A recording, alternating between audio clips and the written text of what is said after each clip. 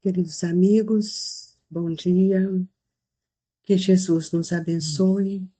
Convido a todos para que nesse momento possamos nos recolhermos, deixando as questões do mundo, as dificuldades que muitas vezes estão presentes em nosso pensamento, para buscar em Jesus o remédio, o amparo, a compreensão e aquilo que nós tanto necessitamos para prosseguirmos em nossa caminhada, cada dia, cada vez mais, procurando alimentar o bem que constrói momentos mais felizes em nossos pensamentos. Hoje nós vamos ler a parábola da figueira que secou. Quando saíam de Betânia, ele teve fome, e vendo ao longe uma figueira, para ele encaminhou-se a ver se acharia alguma coisa. Tendo-se, porém, aproximado, só achou folhas, visto não ser tempo de figos. Então disse a figueira: que ninguém coma de ti fruto algum. O que seus discípulos ouviram. No dia seguinte, eles passaram pela figueira, viram que secara até a raiz. Pedro, lembrando-se do que dissera Jesus, disse: Mestre, olha como secou a figura que tu amaldiçoaste. Jesus, tomando a palavra, lhe disse: tende fé em Deus. Digo-vos em verdade, que aquele que disser a esta montanha: tira-te daí e lança-te ao mar, mas sem hesitar no seu coração, crente ao contrário, firmemente, de que tudo o que houver dito acontecerá, verá que, com efeito, acontece. São Marcos, capítulo 11, versículo 12 a 14, 20 a 23. A figueira que secou é o símbolo dos que apenas aparentam propensão para o bem, mas que na realidade nada de bom produzem, dos oradores que mais brilho têm do que solidez, cujas palavras trazem superficial verniz, de sorte que agrada aos ouvidos, sem que, entretanto, revelam quando percrustado, algo de substancial para os corações. É de perguntar-se que proveito tiraram delas os que a escutaram. Simboliza também todos aqueles que, tendo meios de ser úteis, não o são. Todas as utopias, todos os sistemas ocos, todas as doutrinas carentes de base sólida. O que é mais das vezes falta é a verdadeira fé, a fé produtiva, a fé que abala as fibras do coração. A fé numa palavra que transporta montanhas, são árvores cobertas de folhas, porém baldos de frutos. Por isso é que Jesus as condena à esterilidade, porquanto o dia virá em que se acharão secas até a raiz. Quer dizer, que todos os sistemas, todas as doutrinas, que nenhum bem para a humanidade houverem produzido, cairão reduzidas a nada, que todos os homens, deliberadamente inúteis, por não terem postos em ação os recursos que traziam consigo, seriam tratados como a figueira que secou. Nós convidamos a todos a elevarmos o nosso pensamento até Jesus, buscando nessa lição o entendimento para a nossa compreensão, nosso fazer, nosso desenvolvimento, lembrando que Jesus olha por cada um de nós. E nesta manhã sublime, Senhor, fortaleça os nossos pensamentos no bem, para que possamos contribuir com a mínima parcela que pudermos, os nossos irmãos que caminham conosco. O Senhor nos fortaleça e nos sustente os nossos pensamentos no bem. Se conosco, Jesus, que assim seja. A gente vê essa parábola, que a gente não pode ver isso no pé da letra, porque Jesus sempre usou de uma metáfora para nos ensinar o que é verdadeiramente real e produtivo no espírito, que são as nossas construções morais, que são as obras que cada um de nós podemos oferecer. Se o Evangelho de Jesus é uma semente divina que todos os dias nos é dado e que nos cabe desenvolver essa semente, regá-la para que ela cresça, transforme em árvore. Toda árvore, quando é boa, ela dá bons frutos. E aqui ele está mostrando um exemplo da figueira. A gente pode ver que ele usou um exemplo para os discípulos, para que eles pudessem entender, porque ele sabia que não era tempo de uva, de figo. E ele vai até ela, a figueira toda robusta, cheia de folhagem, e ele então vai mostrar que aquela figueira cheia de folhas sem frutos não tinha o valor que necessitava para especialmente aqueles que a buscavam. E ele traz um exemplo disso para nós, amigos. Muitas vezes, nossas atitudes são muito exteriores, mas não fazemos construção, não damos fruto, não conseguimos oferecer ao outro aquilo que nós já devíamos ter construído. Então, a inoperância do nosso pensamento é por isso que Pedro, vendo aquilo que Jesus falou, Jesus não ia amaldiçoar, Jesus não tinha esse pensamento, mas ele quis mostrar que tudo aquilo que não for consolidado no bem, tudo aquilo que nós não tivermos força para produzirmos o bem e expandir, acolher, orientar e amparar, nós não estamos como essa figueira. E ele dá um exemplo disso, especialmente nesses dias atuais, quanto a vaidade tem arrastado todos nós, precisamos tomar muito cuidado porque aqui ele traz um exemplo que é muito interessante, que ele mostra os símbolos que apenas apresentam propensão para o bem, mas que na realidade nada de bem, de bom produzem. Ele mostra os oradores, que mais brilho têm do que solidez.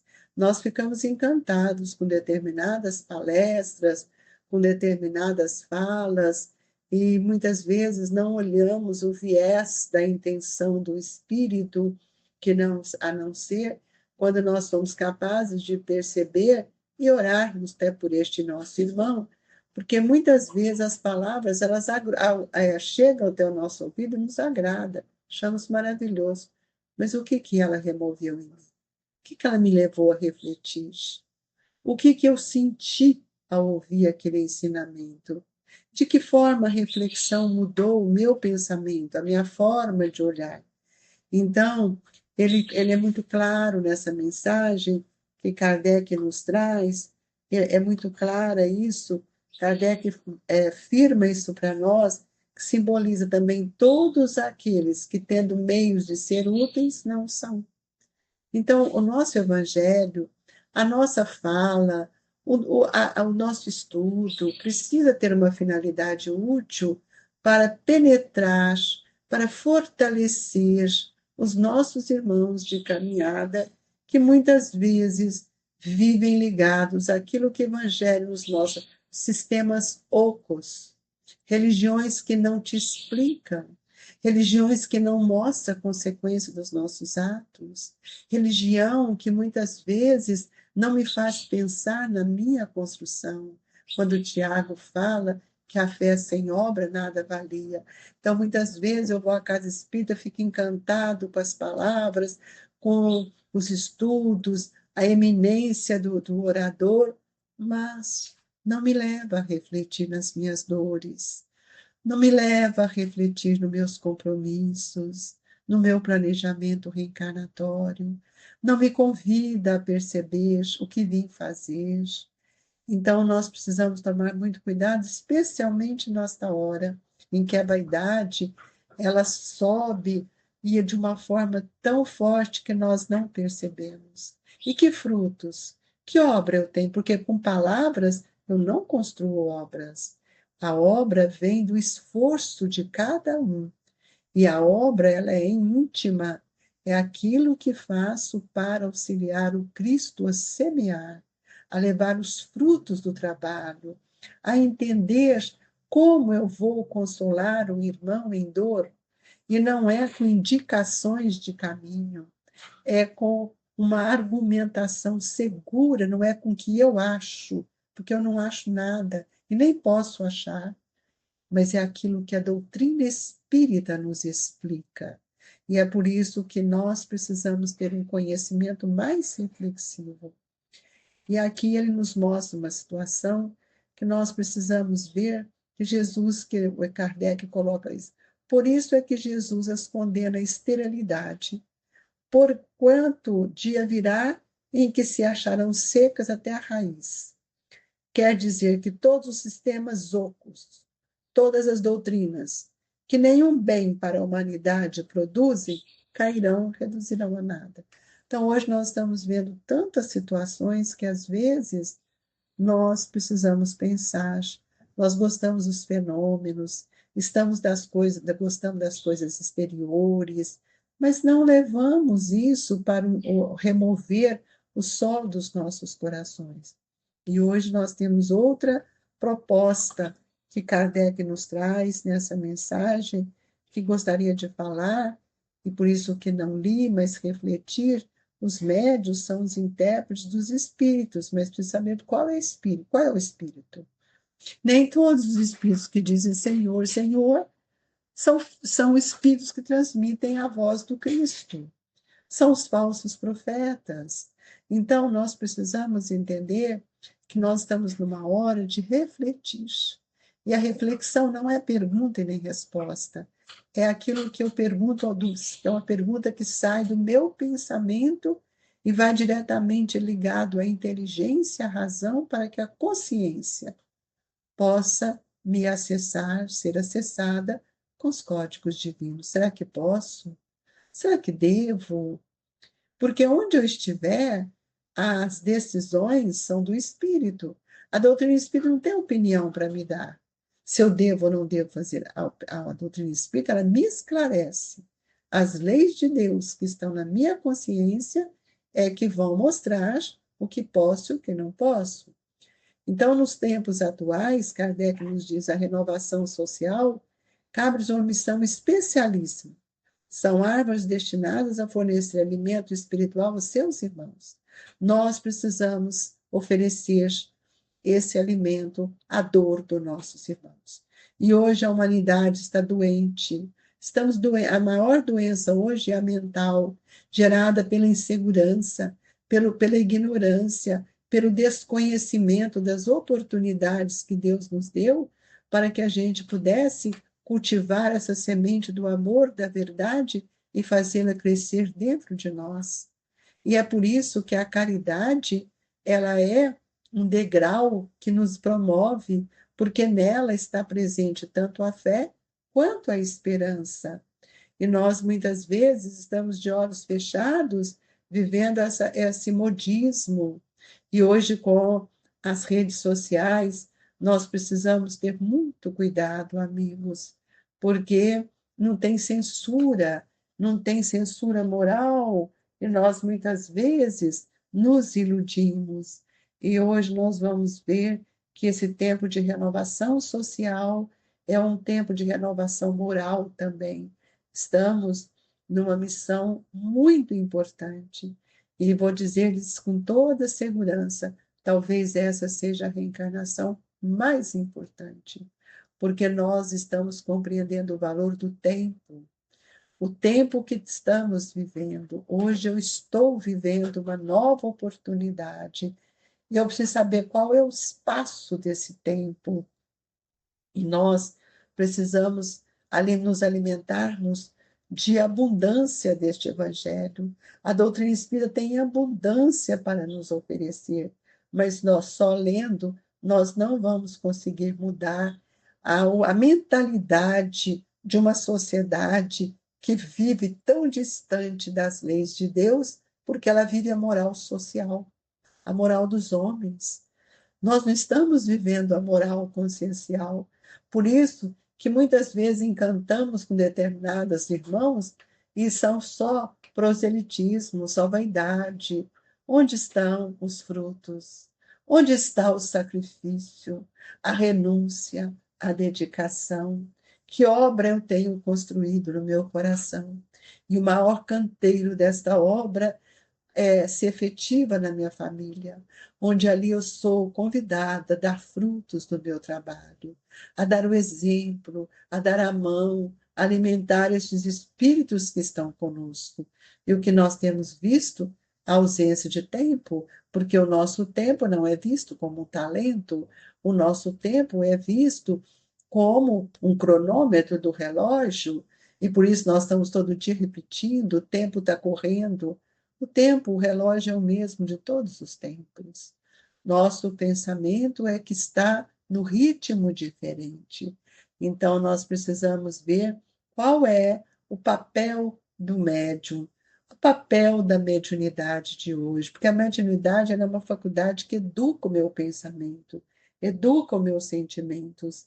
E aí o Evangelho nos diz: eles, muitos são os chamados, e se eles desviam o objetivo providencial, a preciosa faculdade que lhe foi concedida, se empregar em coisas fúteis ou prejudiciais, se apõe a serviço dos interesses mundanos, e se, em vez de frutos sazonados, dão maus frutos, se recusa a utilizá-la em benefício dos outros, se nenhum proveito tiram dela para si mesmo, melhorando-se, são quais as figueiras secas. Não adianta ter uma mediunidade se eu não fizer disso uma ferramenta para a minha evolução.